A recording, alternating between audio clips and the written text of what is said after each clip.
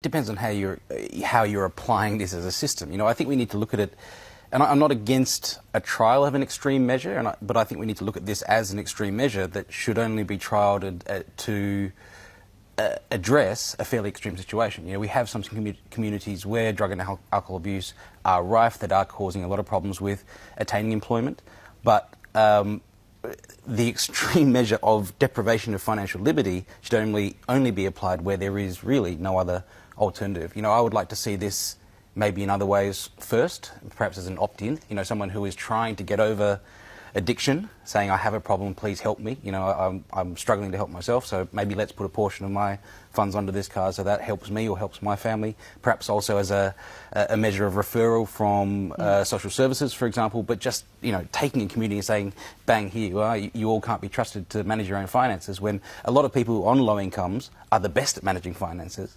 You know, the drug element is a slightly different aspect to it. So it doesn't discriminate in that sense, and that's your issue with it? Well, yeah, I think you can have these kind of measures, but we need to target them. You know, we can't just take away everyone's financial liberty by saying poor people can't be trusted. We talk a lot about taxpayers these days, right? So we're giving something, what do we get for it, you know? So what about the long-haul truck driver snorting cocaine or the alcoholic GP who gets the family tax benefit?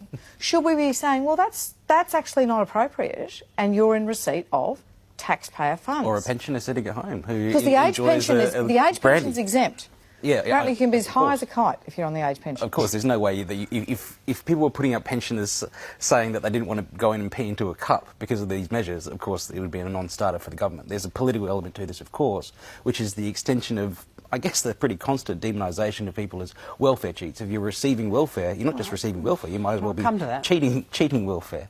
And so this is it's kind of a, you know, this could actually be a tool of empowerment. It could be forensically applied if you're able to opt into it, if people who are recognised as having addictions could have their representatives, their doctors even, recommend that they go onto this. It could really be something that, instead of being this kind of deprivation of freedom and liberty, it could be a tool of empowerment to help people get through addiction.